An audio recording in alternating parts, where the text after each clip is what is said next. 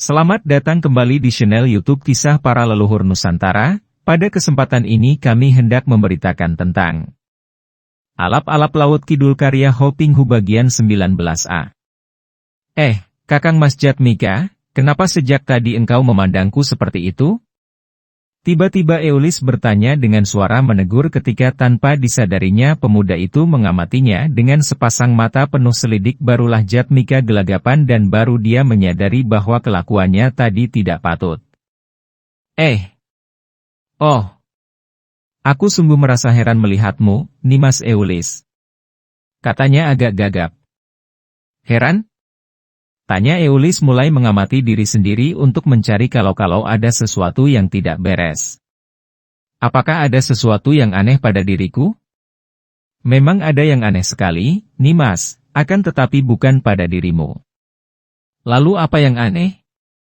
Katakanlah, Kakang Mas, engkau membuat aku menjadi penasaran dan ingin tahu.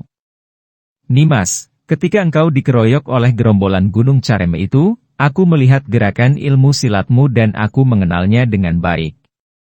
Itulah yang membuat aku menjadi heran sekali karena semua aji kanuragan yang kau pergunakan untuk melawan mereka itu adalah aliran dari perguruanku. Aku tidak sangsi atau ragu lagi bahwa ilmu yang kita kuasai itu sealiran, berarti kita ini masih saudara seperguruan. Cobalah ingat-ingat, Nimas, siapakah yang mengajarkan semua ilmu silat itu kepadamu? Siapakah gurumu?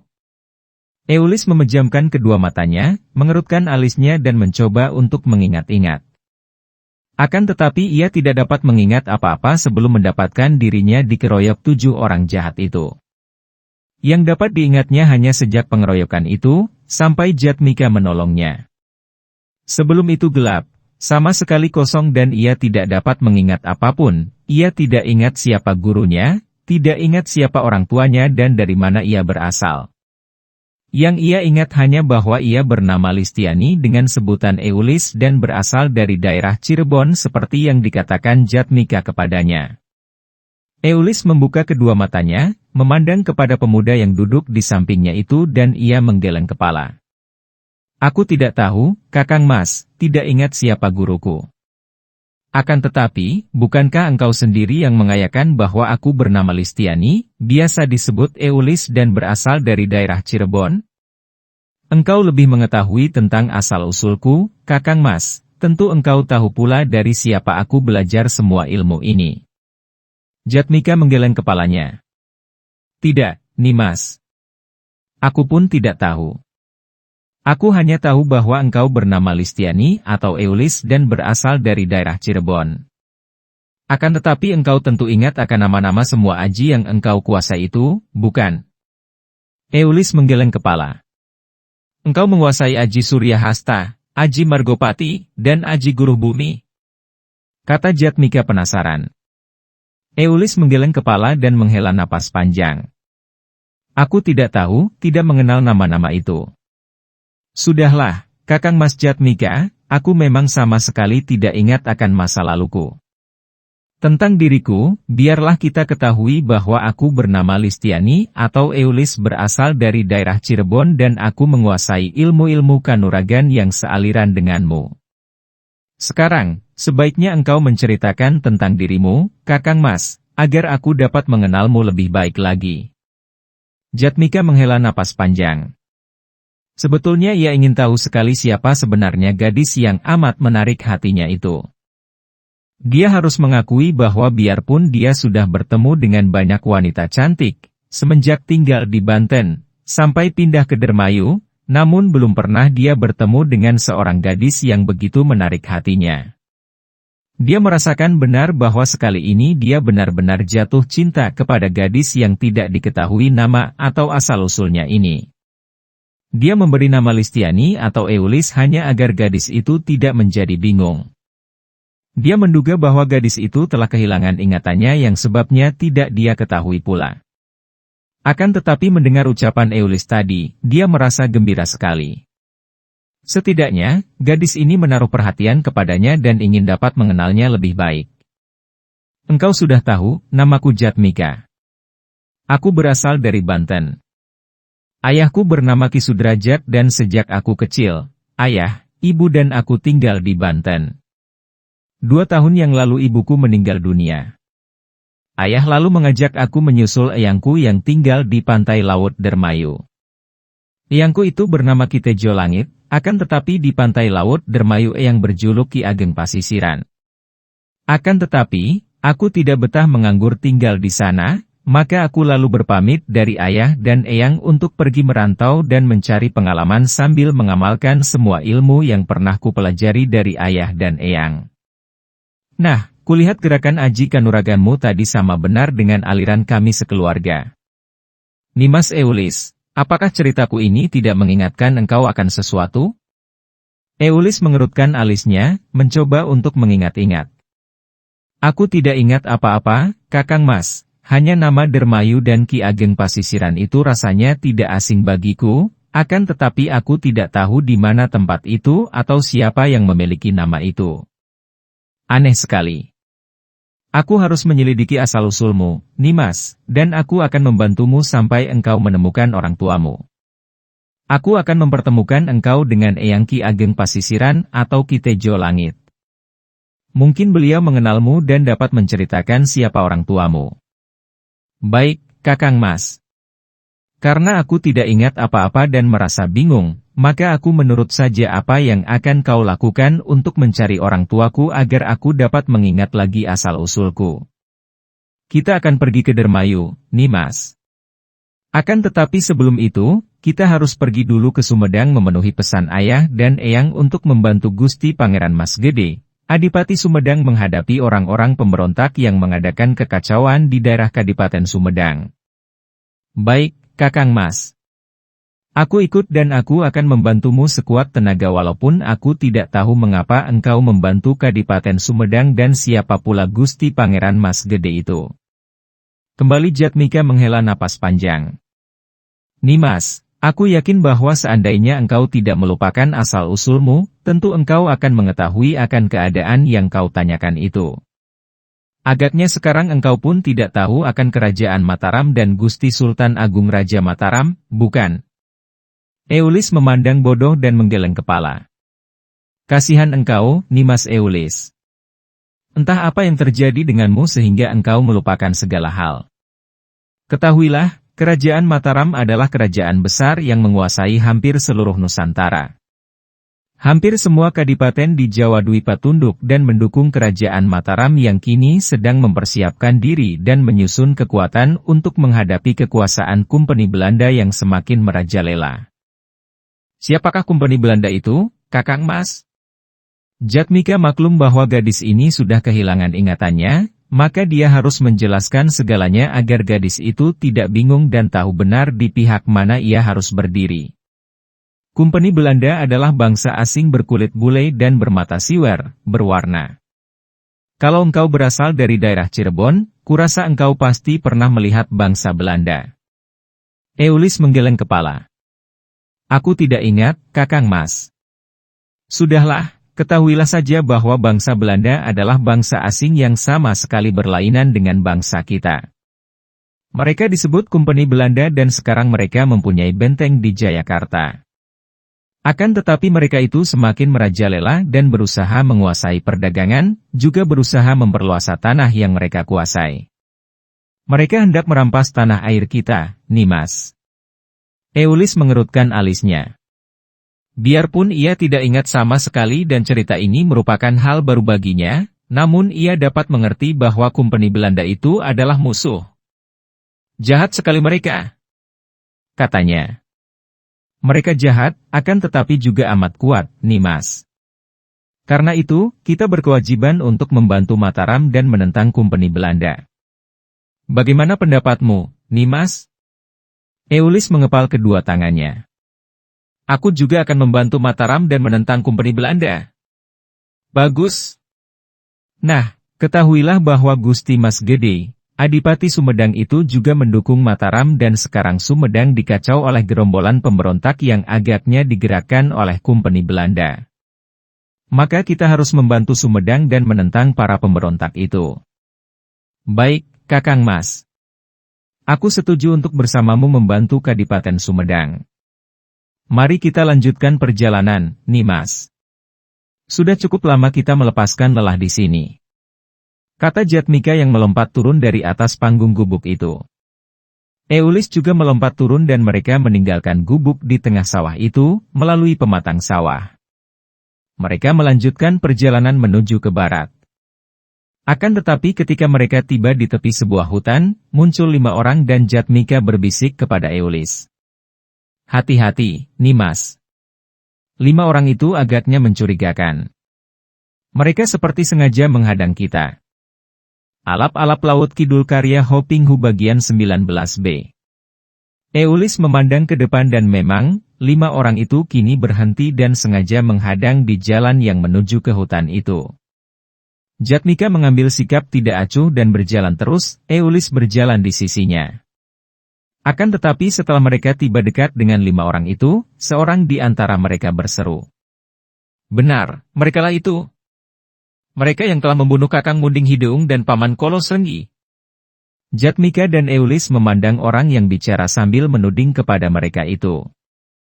Mereka tidak mengenal orang itu, akan tetapi dari ucapan orang itu mereka dapat menduga bahwa orang itu tentulah seorang anak buah Munding Hideung yang berhasil meloloskan diri. Kini pemuda dan dara itu berdiri berhadapan dengan 5 orang itu dan mereka mengamati dengan penuh perhatian. Yang bicara tadi adalah seorang laki-laki berusia sekitar 40 tahun. 3 orang lain juga sebaya dengannya. Akan tetapi orang kelima adalah seorang kakek berusia 70-an tahun, bertubuh tinggi besar dan mukanya kehitaman, hidungnya mancung sekali dan matanya cekung tajam. Wajahnya mirip seekor burung kakak tua dan tangan kanannya memegang sebatang tongkat ular setinggi pinggangnya. Kakek itu tampak menyeramkan sekali, tubuhnya yang tinggi itu agak bongkok, tulang tubuhnya besar dan sepasang matanya tajam bukan main, sinarnya seperti dapat menembus jantung. Apa? Kakek itu berkata, suaranya terdengar agak bindeng dan logatnya asing, kaku. Bocah-bocah ini mampu menewaskan Munding Hideung dan Kolos Renggi? Heh, orang muda. Benarkah Andika berdua yang telah membunuh Munding Hideung dan Kolos Renggi? Pertanyaan ini diajukan kepada Jatmika. Pemuda itu bersikap tenang dan waspada karena dia dapat menduga bahwa kakek itu tentu seorang yang sakti mandraguna. Kalau yang Anda maksudkan itu gerombolan penjahat yang mengganas di Gunung Careme, benar kami yang membasminya. Jawab Jatmika dengan jujur. Babo-babo si keparat jahanam. Kakek itu memaki marah. Mereka itu adalah sahabatku dan muridku, dan kalian berdua berani membunuh mereka. Siapakah kalian yang begini tak tahu diri dan nekat? Ketahuilah, kini kalian berhadapan dengan Aki Mahesasura. Hayo mengaku siapa kalian, jangan mati tanpa nama. Dengan sikap tenang Jatmika menjawab. Namaku Jatmika dan gadis ini bernama Listiani. Kami menentang gerombolan di Gunung Careme karena mereka jahat. Aki Mahesasura, Andika adalah seorang yang sudah tua, sebaiknya jangan membela mereka karena kalau Andika membela gerombolan itu, berarti Andika juga jahat dan terpaksa kami akan menentangmu. Apa sih baik atau jahat itu?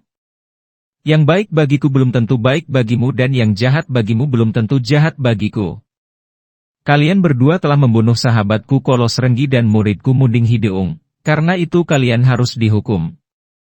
Dia menoleh ke belakang, dan berkata kepada 3 di antara orang pengikutnya. Panca Munding, 5 kerbau, telah hilang 2, tinggal kalian bertiga harus dapat membalaskan dendam ini. Tangkaplah 2 orang muda itu. Mendengar perintah ini, 3 orang laki-laki yang tadinya berdiri di belakang Aki Mahesasura serentak berlompatan ke depan menghadapi Jatmika dan Eulis. Aku adalah Munding Beurum, kata seorang yang memakai sabuk berwarna merah. Aku Munding Koneng, kata orang kedua yang bersabuk kuning. Aku Munding Hejo, kata orang ketiga yang bersabuk hijau. Selama bertahun-tahun, kami Panca Munding sehidup semati di Gunung Careme. Kini kalian telah membunuh 2 orang kakak kami, maka menyerahlah untuk kami tangkap dan menerima hukuman dari guru kami. Kata Munding Beurum. Kami berdua tidak merasa bersalah. Kalau kalian hendak membela yang jahat, terpaksa kami akan menghajar kalian juga. Kata Jatmika. Eulis juga sudah siap karena ia mengerti bahwa mereka berhadapan dengan teman-teman penjahat yang telah dibasminya bersama Jatmika. Diam-diam Dara Perkasa ini telah mengerahkan tenaga saktinya, siap untuk melawan. Munding Beoreum mengeluarkan gerengan dan agaknya ini merupakan isyarat bagi dua orang adik seperguruannya. Mereka bertiga mengeluarkan suara gerengan dan tiba-tiba mereka berjungkir balik di atas tanah 3 kali dan bentuk mereka telah berubah menjadi 3 ekor harimau sebesar anak lembu. 3 ekor harimau ini menggereng dan mengaum sambil memperlihatkan taring dan mengibas-kibaskan ekor mereka yang panjang. Tentu saja Eulis terbelalak ngeri, akan tetapi Jatmika menoleh kepadanya dan berkata lirih. Pergunakan aji guruh bumi. Eulis menurut. Bersama Jatmika ia lalu mengerahkan tenaga sakti dan memasang aji guruh bumi, menggedruk, membanting, kaki 3 kali ke atas tanah lalu keduanya mendorongkan kedua telapak tangan ke depan dan membentak. Aji guruh bumi. 3 ekor harimau jadi-jadian yang sudah bergerak ke depan hendak menubruk itu tiba-tiba dilanda angin pukulan yang amat kuat. 3 ekor binatang jadi-jadian itu terdorong ke belakang dan jatuh bergulingan, berubah lagi menjadi 3 orang laki-laki yang tampak terkejut. Mereka menjadi penasaran sekali. Ilmu mereka mengubah diri menjadi harimau ternyata dapat dipunahkan 2 orang muda itu dengan aji pukulan yang amat ampuh. Mereka lalu mencabut keris masing-masing dan serentak maju menyerang. Munding Hejo yang paling muda sudah menerjang dan menyerang Eulis dengan tusukan kerisnya. Eulis bergerak cepat menghindarkan diri dengan elakan ke belakang, lalu membalik dan kaki kirinya mencuat, melayang dan menyambar ke arah muka lawan. Munding Hejo cukup cekatan. Dia sudah mampu menghindar dari sambaran kaki itu dengan merendahkan tubuhnya lalu menyerang lagi dengan kerisnya. Terjadi perkelahian sengit antara Eulis melawan Munding Hejo. Sementara itu, Munding Beoreum dan Munding Koneng juga sudah maju mengeroyok Jatmika yang mereka anggap lebih tangguh dibandingkan gadis itu. Mereka menyerang dengan tusukan keris, bertubi-tubi, dengan gerakan yang tangkas, cepat dan kuat. Melihat gerakan mereka, tahulah Jatmika bahwa 2 orang lawannya adalah lawan-lawan yang cukup tangguh. Maka dia pun cepat mencabut kerisnya. Keris yang gagangnya terbuat dari kayu cendana hitam. Keris itu berpamor emas dan itulah Kiai Cubruk, keris pusaka dari Banten yang terkenal ampuh pemberian ayahnya Ki Sudajat. Terang. Cering. 2 batang keris di tangan Munding Beoreum dan Munding Koneng terpental ketika senjata mereka itu ditangkis oleh keris Kiai Cubruk di tangan. Gerakan tangan Jatmika yang memegang keris itu cepat dan kuat bukan main sehingga keris itu lenyap bentuknya, dan berubah menjadi sinar yang berkelebatan dan bergulung-gulung. Juga pemuda perkasa itu membalas serangan kedua orang pengeroyolnya bukan hanya dengan keris, akan tetapi juga tangan kirinya menyelingi tusukan kerisnya dengan tamparan-tamparan dahsyat. Karena dia mengerahkan tenaga sakti dalam tamparan tangan kiri itu, maka tamparan itu tidak kalah hebat dan berbahayanya daripada tusukan kerisnya. Dan setiap kali 2 orang lawannya menangkis tamparannya, tubuh mereka terdorong dan mereka terhuyung ke belakang. Bukan hanya 2 orang pengeroyok Jatmika yang terdesak, juga Munding Hejo yang bertanding melawan Eulis, mulai terdesak. Biarpun dia menggunakan keris sedangkan gadis itu bertangan kosong, namun tamparan-tamparan yang dilakukan Eulis sungguh amat hebat dan mulai mendesak Munding Hejo sehingga dia tidak mendapatkan kesempatan untuk balas menyerang. Aki Mahesa Sura sejak tadi menonton pertandingan itu dan dia mengerutkan alisnya yang putih setelah melihat betapa lewat beberapa puluh jurus, 3 orang muridnya terdesak hebat oleh sepasang orang muda itu. Ternyata 2 orang muda itu memang sakti mandraguna, apalagi pemuda itu. Dikeroyok 2 juga masih mampu mendesak. Pantas saja sahabatnya, Ki Kolos Renggi, dapat tewas melawan mereka. Tentu pemuda itu yang telah mengalahkan dan menewaskan Kolos Renggi. Dan sekarang kalau dia diamkan saja, tentu 3 orang muridnya itu juga akan tewas di tangan mereka. Aki Mahesasura yang sudah tua renta itu segera menggerakkan tubuhnya. Tubuh jangkung agak bongkok itu sekali bergerak telah meluncur ke depan, seperti melayang saja dan tahu-tahu dia sudah berada dekat Eulis yang sedang mendesak Munding Hejo dan tongkat ularnya menyambar ke arah tengkuk Eulis. Cut! Eulis terkejut dan hidungnya mencium bau amis keluar dari sinar hitam yang menyambar ke arah tengkuknya itu. Ia cepat melangkah maju, memutar tubuh dan mengelak dari sambaran tongkat ular itu. Akan tetapi tiba-tiba tangan kiri kakek tua renta itu menyambar menyengkeram ke arah kepalanya. Eulis terkejut sekali. Jarak antara ia dan kakek itu ada 2 meter, akan tetapi lengan kiri kakek itu dapat mulur, memanjang, seperti karet saja dan tahu-tahu jari-jari tangan kiri itu sudah mengancam kepalanya. Eulis cepat membuang diri ke atas tanah dan bergulingan menjauh. Namun tetap saja tangan kiri itu mengejarnya dan tengkuknya terkena tepukan kakek itu. Plak! Alap-alap Laut Kidul karya Ho Ping Hu bagian 19C. Tubuh Eulis tiba-tiba menjadi lemas dan ia tidak mampu bergerak lagi. Aki Mahesasura menghampiri dan memegang pangkal lengan kanan Eulis dan diangkatnya gadis itu bangkit berdiri. Akan tetapi tubuh Eulis seperti lemas tak bertenaga sehingga ia berdiri lunglai dan bersandar ke tubuh kakek itu. Jatmika, hentikan perlawananmu atau aku akan membunuh gadis ini. Aki Mahesasura membentak dan Jatmika cepat melompat ke belakang lalu memandang. Alangkah kagetnya ketika dia melihat Eulis sudah tertangkap oleh kakek yang mukanya seperti Begawan Durna tokoh cerita Mahabharata itu. Aki Mahesasura, bebaskan gadis itu dan mari kita bertanding secara jantan. Jatmika membentak marah dan juga khawatir melihat Eulis sudah tak berdaya dan tertawan. Hehehe, Jatmika. Buang kerismu dan menyerahlah daripada engkau melihat gadis ini kubunuh di depan matamu. Aki Mahesasura mengancam sambil mengangkat tongkat ularnya, mengancam untuk membunuh gadis itu dengan tongkatnya.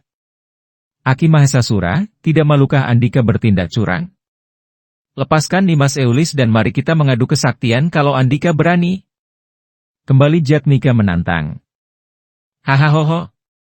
Ini bukan kecurangan melainkan kecerdikan, Jatmika. Kalau dengan akal dapat menang tanpa lelah, mengapa mesti menggunakan okol yang melelahkan? Tiba-tiba Eulis yang lemas tak berdaya itu berseru, suaranya juga terdengar lemah namun cukup lantang. Jangan menyerah, Kakang Mas Jatmika. Lawan mereka, jangan pedulikan aku. Aku tidak takut mati. Aki Mahesasura menjadi marah. Mukanya yang berkulit hitam menjadi semakin hitam dan sepasang mata yang cekung itu mengeluarkan sinar berapi. Kalau ia minta mati, lihatlah betapa aku akan membunuhnya, Jatmika. Katanya dan dia mengangkat tongkat ularnya, siap ditusukkan pada leher Eulis yang memandang dengan mata tidak membayangkan rasa takut sedikitpun. Tahan! Teriak Jatmika dan kakek itu menahan pukulan tongkatnya. Aki Mahesasura, katakan dulu apa yang akan Andika lakukan kalau aku mau menyerah. Kalau setelah aku menyerah Andika tetap akan membunuh Nimas Eulis, apa artinya aku menyerah? Aku akan melawan sampai titik darah penghabisan dan kalau Andika membunuh Nimas Eulis, aku pasti akan membunuhmu. Ucapan Jatmika itu dikeluarkan dengan penuh semangat sehingga dapat terasa oleh Aki Mahesasura bahwa ucapan itu bukan sekedar gertak belaka. Kakek ini berpikir, tidak ada untungnya kalau dia membunuh gadis jelita ini. Apalagi kalau dia melakukan itu, Jatmika tentu akan berusaha mati-matian untuk membunuhnya dan dia tahu betapa saktinya pemuda itu. Baiklah. Kalau engkau tidak melawan dan menyerahkan diri, aku tidak akan membunuh kalian berdua. Kata kakek itu. Bersumpahlah, Aki Mahesasura, baru aku mau percaya. Kata Jatmika. Keparat. Engkau tidak percaya janji seorang datuk besar yang sakti Draguna seperti aku? Baik, aku bersumpah tidak akan membunuh kalian kalau engkau mau menyerah. Jangan, Kakang Mas Jatmika. Jangan percaya padanya, jangan menyerah dan jangan pedulikan aku. Teriak Eulis. Nimas Eulis, jangan khawatir. Aku yakin bahwa seorang tua dan terhormat seperti Aki Mahesasura, tidak akan melanggar sumpahnya sendiri. Nah, Aki Mahesasura, aku menyerah. Jatmika menyarungkan kembali kerisnya. Aki Mahesasura lalu berkata kepada 3 orang muridnya dengan suara memerintah. Alap-alap laut kidul karya Hoping Hu di http://ceritaSilat-novel.blogspot.com by Saiful Bahri Situbondo. Ikat tangan mereka ke belakang, pergunakan tali pengikat pinggang kalian. 3 orang murid itu lalu melolos sabuk mereka. Sabuk itu terbuat dari lawe yang sudah dirajah, diberi kesaktian, karena itu merupakan benda yang memiliki daya yang luar biasa kuatnya. Mahesasura menyeringai mengelus jenggotnya yang putih melihat 3 orang muridnya sibuk melaksanakan perintahnya.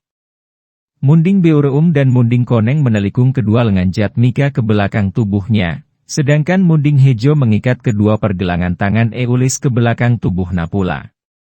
Setelah memeriksa ikatan itu yang amat kuat, Mahesasura lalu menepuk 3 kali pundak dan punggung Eulis dan seketika gadis itu mampu bergerak.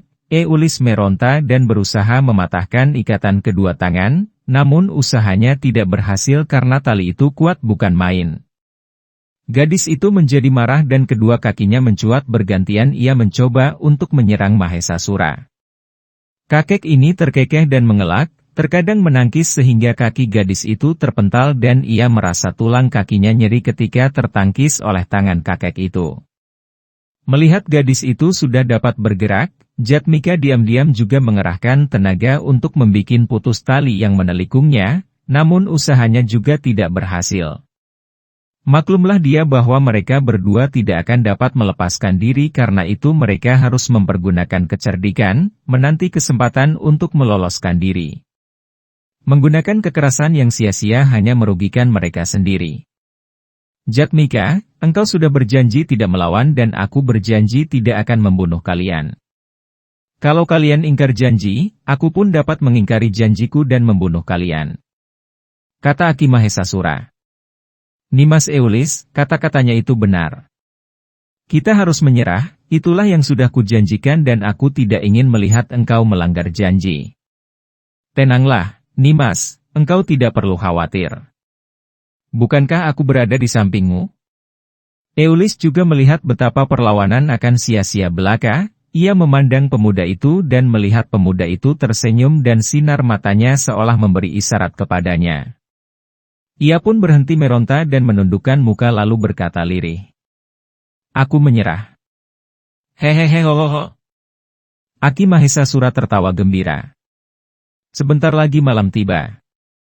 Mari kita bawa 2 orang tawanan ini ke pondok kita agar tidak kemalaman di perjalanan. 3 orang muridnya itu menggiring Jatmika dan Eulis memasuki hutan. Mereka berhenti setelah hari menjadi agak gelap. Senja telah tiba dan mereka sampai di lembah sungai Cilutung di mana berdiri sebuah pondok kayu yang cukup besar. Jatmika dan Eulis disuruh masuk dan mereka semua duduk di atas bangku-bangku kayu mengelilingi sebuah meja.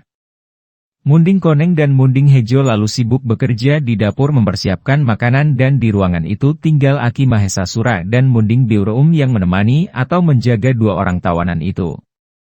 Tak lama kemudian 2 orang murid yang sibuk di dapur itu memasuki ruangan membawa sebakul nasi dan beberapa macam masakan sederhana.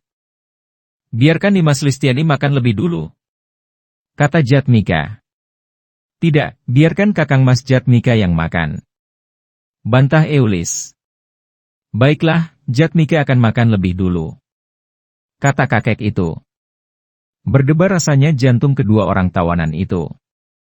Mungkin kini tiba saatnya mereka memperoleh kesempatan untuk meloloskan diri. Akan tetapi ternyata kakek itu cerdik sekali. Dia menyuruh membebaskan ikatan kedua tangan Jatmika, akan tetapi Eulis dalam keadaan masih terikat disuruh duduk di dekatnya. Dalam keadaan seperti ini tentu saja Jatmika tidak berani memberontak karena kakek itu akan dapat dengan mudah turun tangan membunuh Eulis. Akan tetapi untuk dapat membuat tubuhnya tetap sehat dan kuat, Jatmika menghilangkan perasaannya yang tertekan dan dia pun mulai makan. Sehabis makan dan minum, Jatmika diikat lagi kedua lengannya ke belakang. Barulah Aki Mahesasura menyuruh muridnya melepaskan ikatan tangan Eulis dan dia sendiri duduk dekat Jatmika untuk menjaga kalau gadis itu memberontak. Eulis maklum bahwa kalau ia memberontak, tentu nyawa Jatmika terancam. Ia menahan kemarahannya dan tidak memberontak, akan tetapi hatinya yang keras dan penuh kebencian terhadap musuh-musuhnya itu membuat ia marah sekali dan ia menolak keras ketika dipersilakan makan minum. "Aku tidak sudi makan minum," bentaknya setelah kedua pergelangan tangannya dibebaskan dari ikatan. Engkau tidak mau makan? Kalau engkau lebih suka menderita dan mati kelaparan, terserah kepadamu," kata Aki Mahesasura. "Nimas Eulis, harap engkau jangan berkeras hati seperti itu. Aki Mahesasura sudah berbaik hati memberi kita makan. Maka, makanlah, Nimas, ini perlu untuk menjaga kesehatan tubuhmu." Kembali mereka bertemu pandang dan Eulis melihat sinar mata pemuda itu yang mengandung isyarat kepadanya. Ia pun teringat bahwa selama mereka masih belum dibunuh, hanya ditawan saja mereka berdua masih mempunyai kesempatan untuk melepaskan diri dari cengkeraman Aki Mahesasura dan 3 orang muridnya. Akan tetapi tentu saja ia tidak akan mampu berbuat banyak kalau ia menderita kelaparan dan tubuhnya kehilangan tenaga dan menjadi lemas. Ia maklum akan isyarat Jatmika. Pemuda itu menganjurkan agar ia tetap menjaga kesehatan tubuhnya agar kalau kesempatan itu terbuka, mereka akan dapat memberontak dan melepaskan diri. Baiklah, katanya marah dengan bersungut-sungut ia pun mulai makan. Tentu saja dalam keadaan seperti itu, makan pun tidak terasa sedap. Akan tetapi ia memaksa diri untuk menelan nasi dan sayurnya dan merasa betapa tubuhnya segar kembali. Alap-alap Laut Kidul karya Hopinghu bagian 19D. Setelah makan dan minum, Eulis mempergunakan kesempatan itu untuk berkata kepada Aki Mahesasura. "Aki Mahesasura, aku merasa badanku gerah dan kotor berkeringat, maka perkenankanlah aku untuk mandi membersihkan diri di sungai." Aki Mahesasura menyeringai dan mengangguk, berkata kepada 3 orang muridnya. "Kalian bertiga kawalah ia dan biarkan ia mandi di sungai. Pemuda ini tinggal di sini bersamaku." Aki Mahesasura memang cerdik. Dengan menahan Jatmika sebagai sandera, tentu saja Eulis tidak berdaya dan tidak berani memberontak. Apalagi yang mengawalnya 3 orang murid kakek itu. Melawan pengeroyokan 3 orang ini tentu saja akan berat sekali bagi Eulis. Ia pun tidak ingin memberontak karena ia tidak mau kalau sampai pemuda sahabat barunya itu dibunuh.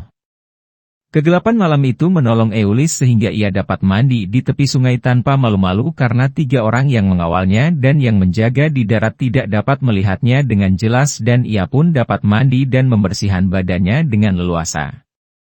Setelah mandi Eulis merasa segar dan bersemangat kembali, dan Jatmika melihat betapa segar wajah yang jelita itu ketika gadis itu kembali memasuki ruangan dikawal 3 orang murid Aki Mahesasura. Munding Beureum lalu menggunakan tali ikat pinggang yang kuat itu untuk mengikat lagi kedua pergelangan tangan Eulis ke belakang tubuhnya. Aki Mahesasura membawa Jatmika keluar rumah dan melepaskan ikatan tangannya. Kembali kakek itu memperlihatkan kecerdikannya. Dia sendiri yang pergi mengawal Jatmika sehingga kalau pemuda itu berani memberontak, pemuda itu harus menghadapi dia yang sakti mandraguna. Sedangkan Eulis tetap berada dalam kekuasaan 3 orang itu dalam keadaan terbelenggu. Dengan demikian, Jatmika sama sekali tidak berdaya, tidak berani untuk mencoba meloloskan diri karena hal itu akan membahayakan keselamatan Eulis.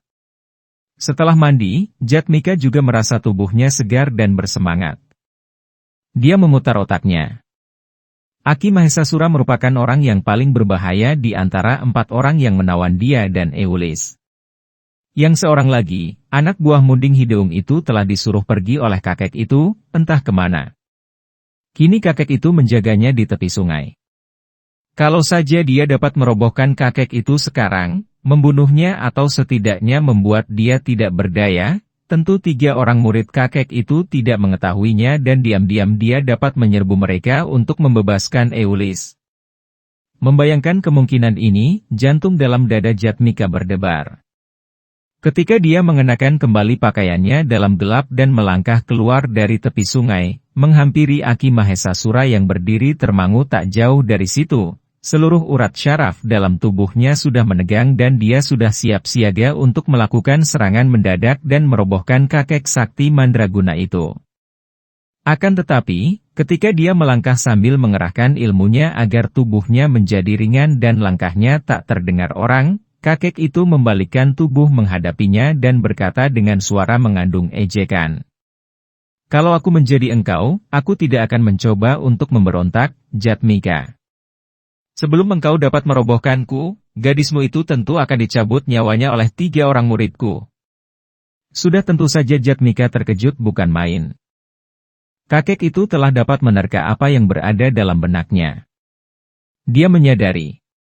Tentu kakek yang cerdik itu tadi mendengar langkah kakinya yang ringan, yang tidak seperti biasa dan kakek itu sudah dapat mengambil kesimpulan apa yang berada dalam pikirannya. Tentu saja dia merasa malu dan dia berkata, Aki, siapa yang akan memberontak? Nimas Eulis berada dalam kekuasaanmu. Aku tidak akan memberontak dan engkau tidak akan membunuh kami seperti telah dijanjikan. Hehe, andai kata engkau memberontak sekalipun, apa kau kira akan mudah begitu saja mengalahkan aku? Mari kita kembali. Aku ada pembicaraan penting dengan kalian berdua. Jatmika dikawal kembali ke pondok dan seperti halnya Eulis, dia pun ditelikung kembali. Kedua lengannya diikat di belakang tubuhnya. Mereka semua duduk kembali menghadapi meja besar yang sudah dibersihkan. Eulis duduk diapit 3 orang murid kakek itu, sedangkan Jatmika duduk di sebelah kiri Aki Mahesasura, di seberang meja. Biarpun 2 orang tawanan itu sudah dibelenggu, agaknya kakek itu masih bersikap hati-hati dan menjaga mereka dengan ketat. Dia sendiri menjaga Jatmika dan 3 orang muridnya disuruh menjaga Eulis. Melihat kakek itu diam saja, hanya memandang dia dan Eulis penuh perhatian, Jatmika menjadi tidak sabar. Aki Mahesasura, sekarang katakanlah, apa yang hendak kau lakukan kepada kami yang telah kau tawan? Engkau hendak membawa kami kemanakah? Hehe, engkau tidak perlu tahu, Jatmika. Sekarang jawablah pertanyaanku. Siapakah gurumu? Jatmika tidak ingin menyembunyikan nama gurunya, bahkan dia ingin mengagetkan hati kakek itu dengan memperkenalkan nama besar gurunya. Guruku adalah ayangku sendiri yang tinggal di pantai Deramyu, berjuluk Ki Ageng Pasisiran, dahulu bernama Ki Tejo Langit. Benar saja. Aki Mahesasura tampak terkejut. 3 orang saudara seperguruan Tejo dari Banten yang terkenal. Tejo Wening, Tejo Langit dan Tejo Budi. Kiranya engkau murid dan juga cucu Ki Tejo Langit? Bagus sekali. 3 orang datuk Banten itu tentu tidak suka kepada Mataram. Sungguh kebetulan sekali. Kalau begitu kita masih orang sendiri dan sehaluan. Sudahlah, sekarang kuhapuskan saja kesalahpahaman antara kita. Mulai sekarang kuajak kalian berdua untuk bekerja sama. Akan tetapi murid siapakah Listiani ini? Nimas Eulis adalah adik seperguruanku. Kata Jatmika karena dia sendiri tidak tahu, juga gadis itu tidak tahu murid siapakah ia. Akan tetapi dia tidak berbohong kalau mengakui gadis itu sebagai saudara seperguruannya karena ilmu-ilmu mereka memang sealiran. Bagus. Cocok sudah kalau begitu. Murid Tejo Langit tentu saja tepat untuk bekerja sama dengan kami. Jatmika dan Listiani, kalian tentu bersedia untuk bekerja sama dengan kami, bukan? Kalian murid dari Banten dan aku sendiri berasal dari Pajajaran, sudah semestinya bekerja sama untuk menentang kekuasaan Mataram yang sewenang-wenang itu. Mendengar dia diajak bersekutu menentang Mataram, tentu saja seketika hati Jatmika menolak keras. Akan tetapi dia bersikap cerdik. Dalam keadaan tidak berdaya itu tidak ada untungnya untuk berkeras menentang kehendak kakek itu. Dia dapat berpura-pura bersikap lunak dan hendak mengetahui apa sebenarnya yang dikehendaki kakek itu. Bekerja sama sih baik saja, Aki Mahesasura. Akan tetapi bekerja sama menentang kekuasaan Mataram? Apakah yang kau maksudkan dengan itu? Ketahuilah, Jatmika, Pangeran Mas Gede yang kini menjadi Adipati Sumedang adalah orang yang dipercaya oleh Sultan Agung di Mataram dan Kadipaten Sumedang akan dijadikan tempat penyimpanan ransum bagi para pasukan Mataram kalau nanti menyerang Kompeni Belanda di Batavia, bahkan Kadipaten Sumedang juga mempersiapkan pasukan untuk membantu Mataram menggempur Belanda. Kalau begitu lalu mengapa? Dengar baik-baik. Sebagai murid Ki Tejo Langit engkau tentu juga kami memusuhi Mataram. Karena Kadipaten Sumedang menjadi antek Mataram, maka perlu sekali Adipati Pangeran Mas Gede itu dirobohkan, kedudukannya diganti seorang yang lebih pantas, seorang yang tidak mau menghambakan diri kepada Mataram. Maksudmu hendak memberontak terhadap Kadipaten Sumedang dan menggantikan adipatinya. Lalu kalau menurutmu, siapa yang akan dijadikan pengganti? Siapa saja asal dapat mengambil sikap memusuhi Mataram. Bisa diambil seorang dari murid-muridku, atau engkau sendiri juga bisa, Jatmika. Selama engkau menentang Mataram, aku akan selalu mendukung dan membantumu. Bicara memang mudah, Aki Mahesasura. Akan tetapi melaksanakan itulah yang sukar. Apa kau kira mudah saja merobohkan sang adipati yang memiliki banyak pasukan prajurit, hanya mengandalkan engkau, 3 orang muridmu dan kami berdua? Hehehe. Engkau terlalu memandang remeh kepadaku, Jatmika. Kau kira aku sebodoh itu? Aku sudah menghimpun kekuatan yang lumayan banyaknya. Walaupun tidak sebanyak pasukan Kadipaten Sumedang, namun seluruh anggota pasukan kami dipersenjatai dengan senjata api bedil, dan kalau kalian berdua mau membantu, sudah pasti Kadipaten Sumedang dapat direbut dan Pangeran Mas Gede dapat dirobohkan dan diganti orang lain. Jatmika sejak tadi memutar otaknya. Dia menerima pesan dari eyang dan ayahnya untuk membantu Sumedang yang sedang terancam pemberontakan. Siapa kira dia dan Eulis kini malah telah tertawan oleh pimpinan pemberontak itu yang bukan lain adalah Aki Mahesasura dan diajak untuk membantu pemberontakan menjatuhkan Kadipaten Sumedang. Jatmika maklum bahwa itulah sebabnya mengapa kakek itu tidak membunuh dia dan Eulis, padahal mereka berdua sudah membunuh murid dan sahabat kakek itu. Dia tahu bahwa kalau dia menolak, apalagi kalau kakek itu tahu bahwa dia malah membela Mataram, tentu nyawa dia dan Eulis tidak akan dapat tertolong pula. Alap-alap Laut Kidul karya Hopinghu bagian 19e. Bagaimana, Jatmika? Kenapa engkau diam dan bengong saja? Kakang Mas Jatmika. Diamlah. Nimas Eulis dan engkau turutlah saja aku. Jatmika memotong ucapan Eulis. Dia tahu bahwa tentu Eulis yang sudah dia beritahu tentang keadaan Mataram itu sudah yakin bahwa mereka berdua harus membela Mataram dan sama sekali tidak boleh menentang Mataram. Karena itu dia mendahului untuk mengatur siasat dan dia yakin bahwa Eulis akan menurut saja karena gadis yang sudah kehilangan ingatannya akan masa lalu itu merasa tidak berdaya dan hanya percaya kepadanya. Baiklah, Aki Mahesasura. Aku dan Eulis akan membantu, akan tetapi setelah kita bekerja sama, cepat lepaskan ikatan pada kedua tangan kami agar kami dapat leluasa bicara dan leluasa bergerak. Dan leluasa pula memberontak, dan menyerangku, bukan? Hehehe, aku tidak setolol itu, Jatmika. Lalu maumu bagaimana, Aki Mahesasura? Kalau engkau tidak percaya kepada kami, mengapa kau mengajak kami untuk bekerja sama? Kata Jatmika, sengaja bertanya dengan suara bernada marah dan penasaran. Bersabarlah sampai besok pagi, orang muda. Seorang anak buahku sudah kusuruh memberi kabar kepada pimpinan kami. Besok pagi akan dapat kami memberi keputusan kepada kalian. Sekarang beristirahatlah. Engkau beristirahat dalam kamar bersamaku, dan Listiani akan dijaga 3 orang muridku. Tidak sudi aku sekamar dengan mereka. Eulis membentak marah. Aki Mahesasura, kalau murid-muridmu berani mengganggu selembar saja rambut Nimas Eulis aku akan. Tenanglah, Jatmika. Mereka tidak akan berani. Kata kakek itu lalu berkata kepada 3 orang muridnya. Biarkan gadis itu tidur dalam kamar sebelah dan kalian bertiga berjaga di luar kamar. Awas, kalau ada yang menyentuhnya, aku akan membuntungi anggota badan kalian yang berani menyentuhnya. Melihat gadis itu masih ragu dan memandang kepadanya, Jatmika berkata. Pergilah tidur di kamar sebelah, Nimas dan percayalah, Aki Mahesasura tidak akan melanggar janji. Setelah Jatmika berkata demikian, barulah Eulis bangkit berdiri lalu melangkah dan memasuki kamar sebelah yang diterangi sebuah lampu gantung kecil. Dengan kedua tangan terbelenggu, gadis itu lalu merebahkan diri di atas pembaringan kayu, miringkan tubuh menghadap ke dalam dan segera ia dapat tidur karena memang ia sudah merasa lelah dan mengantuk.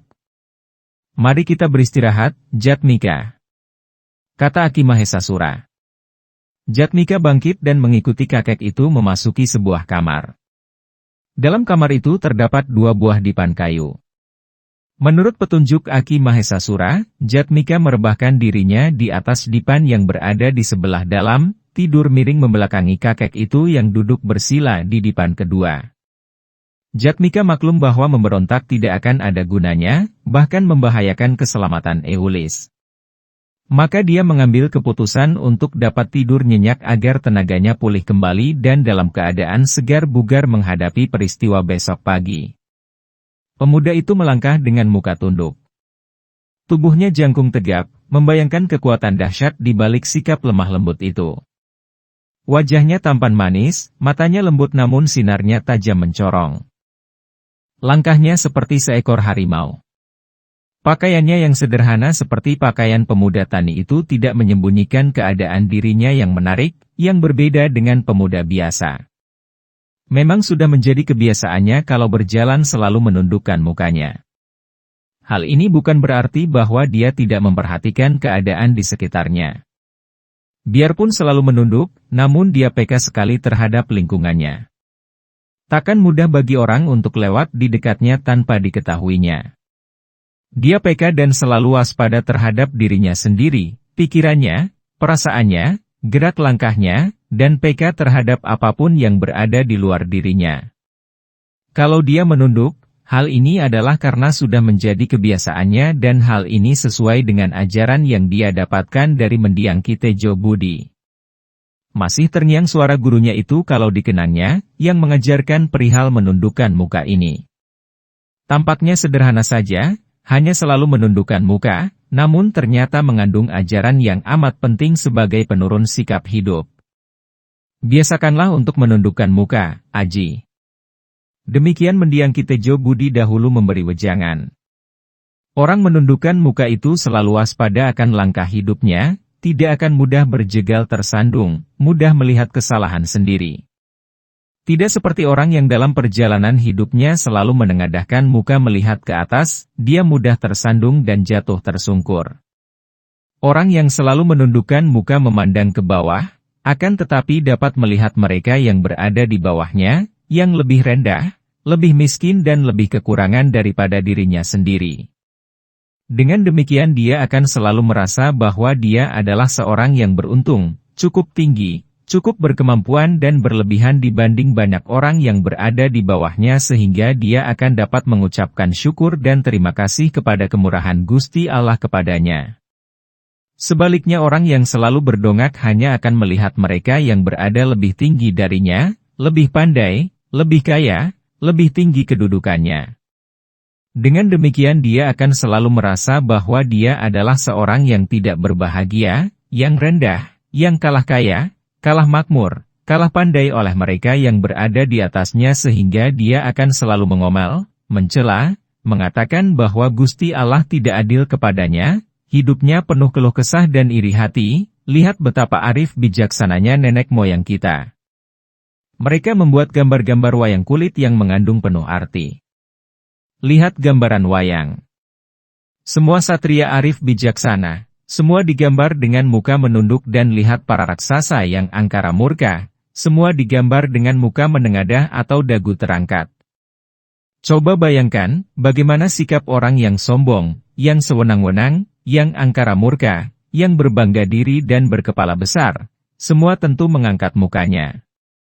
Sebaliknya, orang yang penyabar, yang mengalah, yang rendah hati, yang alim, selalu tentu menundukkan mukanya.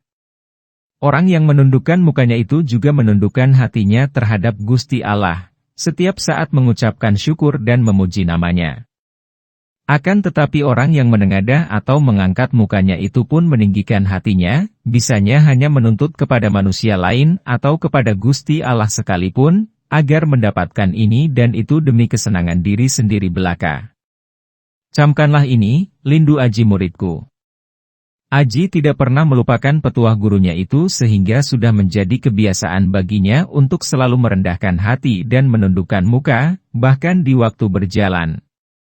Dalam kewaspadaannya, juga terhadap diri sendiri, yaitu kebiasaan mawas diri yang selalu dilakukan, Aji mendapatkan bahwa dirinya sedang diombang-ambingkan berbagai perasaan. Harus diakuinya bahwa betapa kuatnya iman dan penyerahannya kepada Gusti Allah, namun dia tidak dapat melepaskan diri sama sekali terhadap pengaruh nafsu. Dan hal ini cocok dengan wejangan mendiang gurunya. Lindu Aji, tidak ada seorang pun manusia betapapun pandainya, betapapun salehnya, dapat terlepas sepenuhnya dari pengaruh nafsu. Selama kita masih mengenakan badan jasmani ini, sudah pasti kita terpengaruh oleh nafsu daya rendah benda, nafsu daya rendah hewani dan nafsu daya rendah nabati. Hal ini adalah karena kita selama hidup dalam dunia ini masih amat membutuhkan mereka. Kita membutuhkan sandang papan dan benda-benda lain yang membawa daya rendah benda. Kita membutuhkan makan minum yang membawa daya rendah hewani dan nabati. Bagaimana mungkin kita terbebas dari kesemuanya itu? Dan daya-daya rendah itulah yang mengakibatkan kita masih merasakan segala macam perasaan yang bergolak dalam hati akal pikiran seperti misalnya senang, suah, puas, kecewa, marah, malu, khawatir dan sebagainya. Hanya bedanya, Aji, orang yang kuat imannya dan penyerahannya kepada Gusti Allah, pengaruh nafsu-nafsu daya rendah itu tidak sampai menyeretnya terlalu jauh, tidak sampai membuat dia melakukan perbuatan-perbuatan jahat karena ada kekuasaan Gusti Allah yang akan menahan dan membimbingnya. Tidak seperti orang tak beriman yang lalu melampiaskan nafsu-nafsunya dengan melakukan perbuatan yang keji dan sejahat-jahatnya. Teringat akan semua ini, biarpun Aji melihat dengan jelas betapa hatinya bergolak oleh pengaruh nafsu-nafsu, dia tidak merasa khawatir akan tetapi percaya bahwa Gusti Allah tidak akan meninggalkannya. Pada saat itu, dia merasa penasaran, marah, kecewa dan juga berduka dan khawatir. Dia merasa penasaran dan marah melihat sepak terjang orang-orang yang memberontak terhadap Mataram dan merendahkan diri menjadi antek Kompeni Belanda menjual nusa bangsa sendiri. Alap-alap Laut Kidul karya Hoping Hu bagian 19F. Dia kecewa sekali melihat betapa Hasanuddin, kakak tirinya seayah berlainan ibu, telah tersesat dan terpikat oleh Belanda menjadi kaki tangannya pula. Dia berduka karena kematian Ki Sudrajat putra mendiang gurunya, dan kematian Ki Tejo Langit kakak seperguruan gurunya yang memang selama ini dicarinya. Baru saja bertemu, pada malam yang sama, mereka berdua tewas diterjang peluru-peluru senapan Kompeni Belanda. Dan dia terutama sekali merasa khawatir memikirkan nasib Sulastri yang jatuh ke bawah tebing lalu lenyap tanpa meninggalkan bekas. Kini dia dibebani oleh lebih banyak tugas lagi. Selain membantu Mataram dalam mempersiapkan diri untuk menyerbu Kompeni Belanda di Batavia, dia juga harus mencari Sulastri, lalu mencari Raden Banuseta yang ternyata amat jahat dan menjadi antek Belanda, selain telah membunuh ayah kandungnya, juga telah membawa serdadu Kompeni membunuh Ki Tejo Langit dan Ki Sudrajat. Selain itu juga harus mencari dan menyadarkan kakak tirinya, Hasanuddin yang tersesat.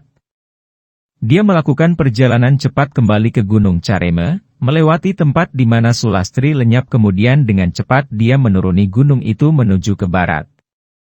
Dan pada sore hari itu, tibalah dia di lembah Sungai Cilutung.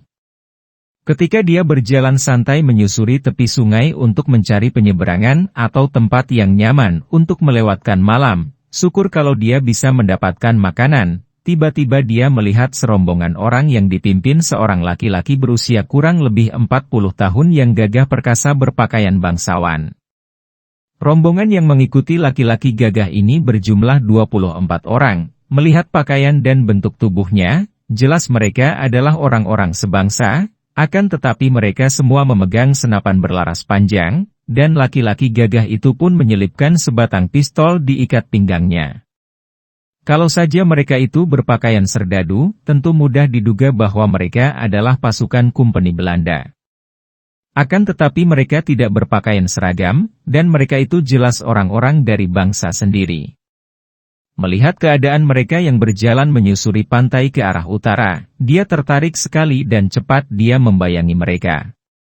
Ketika membayangi mereka dari jarak agak dekat sambil menyelinap di antara pohon-pohon dan semak-semak dengan pengerahan tenaga dalam sehingga gerakannya cepat dan hanya berkelebat seperti bayang-bayang, Aji mendengar seorang di antara dua losin anak buah itu bertanya. "Gusti Menggung, tidak kelirukah jalan yang kita tempuh?" Pria yang gagah perkasa yang memimpin pasukan itu, yang berkumis tebal sekepal sebelah seperti Raden Gatut Kaca, tertawa, "Haha, mana bisa keliru? Aku pernah ke sini. Hayo cepat, keburu malam." Suaranya besar dan mantap, juga berwibawa, rombongan itu mempercepat jalannya, bahkan setengah berlari dipimpin orang yang disebut Gusti Menggung itu. Aji dapat melihat betapa orang gagah itu dapat berlari dengan ringan, tampaknya seperti melangkah biasa saja. Akan tetapi anak buahnya terengah-engah mengikutinya dengan berlari cepat. Seorang yang cukup tangguh, pikir Aji sambil berlari agar dapat terus membayangi dari jarak dekat. Akhirnya, setelah cuaca mulai gelap, tibalah mereka di depan sebuah pondok kayu yang cukup besar di tepi sungai itu. Mereka berhenti di luar pintu dan pemimpin rombongan itu berseru dengan suara lantang. "Aki, kakek, Mahesasura. Apakah Andika berada di dalam pondok?" Aki Mahesasura yang sedang duduk bersila di atas dipan, menjaga Jatmika yang rebah di dipan yang lain, menyeringai lebar mendengar suara itu. "Hehe, kiranya Den Mas Tumenggung Jalwisa telah datang, kukira besok pagi baru tiba. Tunggu, kubukai pintu." Aki Mahesasura memberi isyarat kepada Jatmika yang juga bangkit duduk untuk ikut dengannya keluar kamar.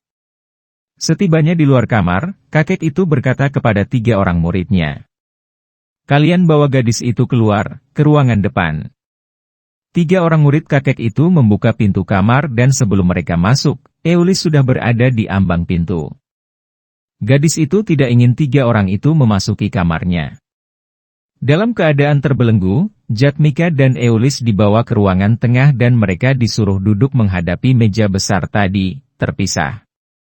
Beberapa buah lampu gantung dipasang sehingga ruangan itu menjadi terang. Daun pintu depan dibuka dan masuklah pemimpin rombongan tadi dengan sikap gagah. Kakek itu menyambut dengan sikap hormat dan bergembira. "Selamat datang di pondokku, Den Mas Tumenggung Jalwisa. Tidak kusangka Andika akan datang malam-malam begini. Silakan duduk." Pria itu adalah Tumenggung Jalwisa, tangan kanan atau orang kepercayaan Pangeran Mas Gede, adipati yang berusia 50 tahun dan menjadi penguasa di Sumedang. Tadinya, Sultan Agung setelah diakui kekuasaannya oleh para adipati di Jawa Barat kecuali Banten, mengangkat Dipati Kusuma Dinata sebagai penguasa di daerah Jawa Barat dan menjadi wakil kerajaan Mataram. Setelah Dipati Kusuma Dinata meninggal dunia, kedudukannya digantikan oleh Pangeran Mas Gede. Tumenggung Jalwisa merupakan orang kepercayaan, juga senopati yang diandalkan di Sumedang. Mendengar sambutan itu, Tumenggung Jalwisa melayangkan pandang matanya, dengan memandang ke arah Jatmika dan Eulis yang dibelenggu tangannya, dan matanya bersinar melahap kecantikan gadis tawanan itu. Kemudian dia menoleh keluar dan berkata kepada anak buahnya. "Kalian beristirahat di pendopo. Jangan tinggalkan tempat dan tetap waspada dan berjaga-jaga." Setelah berkata demikian, dia melangkah memasuki ruangan depan yang terang itu dan duduk berhadapan dengan Aki Mahesasura, 3 orang muridnya, yaitu Munding Beureum, Monding Koneng, dan Munding Hejo yang mengapit 2 orang tawanan yang terbelenggu itu. "Aki, siapakah mereka ini?" Tumenggung Jalwisa menuding ke arah 3 murid dan 2 tawanan itu. Sementara itu, Aji sudah menyelidiki dengan hati-hati dan kini dia mendekam di pojok luar ruangan depan itu dan mengintai dari sebuah lubang yang dibuat dengan tusukan telunjuknya pada dinding papan. Ketika dia melihat Eulis, jantungnya berdebar tegang, dia terbelalak dan hatinya diliputi rasa girang, heran dan terharu. Nimas Sulastri. Untung Aji dapat menguasai mulutnya yang hampir saja dilalui jerit hatinya itu. Hanya dalam hati dia menjerit memanggil nama gadis itu. Sulastri masih hidup. Ini yang terpenting dan yang kedua, gadis itu tertawan dan harus dibebaskan. Akan tetapi dia kini sudah memiliki banyak pengalaman dan tidak mau bertindak sembrono. Dia hendak melihat keadaan dulu dan melihat perkembangannya. Maka, ketika Tumenggung Jaluisa duduk lalu bertanya kepada kakek yang tadi disebut sebagai Aki Mahesasura, Aji mengintai penuh perhatian. Perkenankan, Den Mas Tumenggung. Yang 3 orang ini adalah murid-muridku. Munding Beurum, Munding Koneng dan Munding Hejo. Mereka inilah 3 dari panca Munding yang memimpin anak buah Munding Hideung di Gunung Careme. Heh, kalian bertiga, ketahuilah bahwa ini adalah Den Mas Tumenggung Jaluisa, Senopati Sumedang. 3 murid itu merasa rendah diri dan mengangguk dengan hormat. Guru mereka sendiri saja demikian hormat terhadap Tumenggung itu, tentu saja mereka harus lebih hormat lagi. Dan 2 orang ini, siapakah, Aki? Alap-alap Laut Kidul karya Hoping Hu di http://ceritasilad-novel.blogspot.com by Saiful Bahri Situbondo. Tanya sang Tumenggung akan tetapi sepasang matanya menggerayangi wajah cantik dan tubuh indah yang duduk begitu dekat di depannya itu. Sekali bangkit berdiri dan meraih dengan tangannya, tentu dia sudah dapat membelai tubuh itu. Oh, mereka ini adalah 2 orang tawanan penting kami, akan tetapi mungkin akan menjadi teman-teman seperjuangan kami. Panjang ceritanya, Den Mas. Pasti akan kuceritakan nanti. Akan tetapi kedatangan Den Mas malam-malam begini sungguh mengejutkan hati kami. Bukankah menurut rencana, besok pagi baru Den Mas akan tiba di sini? Memang benar, Aki Mahesasura. Ini adalah kehendak dan perintah dari Mayor Jacques. Beliau menghendaki agar rencana itu dilaksanakan secepatnya, jangan sampai mendahului laporan Adipati Sumedang tentang persiapan Kadipaten Sumedang untuk kelak membantu Mataram. Karena desakan itulah maka keberangkatanku setelah menerima laporan utusanmu itu kupercepat dan malam ini aku dapat tiba di sini.